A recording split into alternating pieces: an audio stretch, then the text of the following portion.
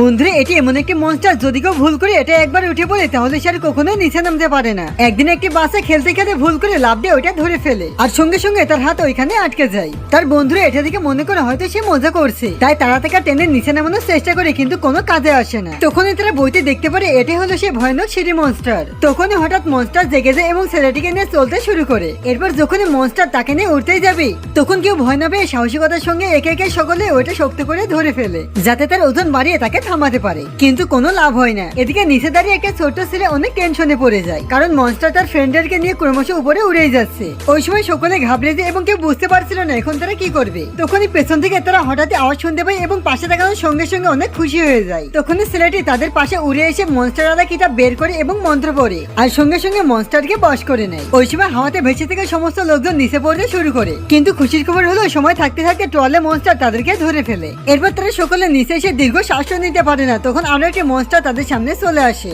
আর এরপরে যেটি ঘটে সেটি দেখার আগে তুমি যদি তোমার মাকে ভালোবেসে থাকো তো ভিডিওটা লাইক করে চ্যানেলটিকে সাবস্ক্রাইব করে দিবে। আর ভালো না বাসলে লাইক সাবস্ক্রাইব করার দরকার নাই। তারা সৌভাগ্যবশত এটি জানতো মনস্টার পেঁয়াজ দিকে অনেক ভয় পায়। এরপরে বাচ্চাগুলো পানির মধ্যে পেঁয়াজ মিশিয়ে সেগুলো বেলুনের মধ্যে পুড়ে নেয় এবং একে একে সকলে মনস্টারের দিকে পেঁয়াজের পানি ছুটতে শুরু করে। তো গাইস নেক্সট পার্টের জন্য কমেন্ট করো।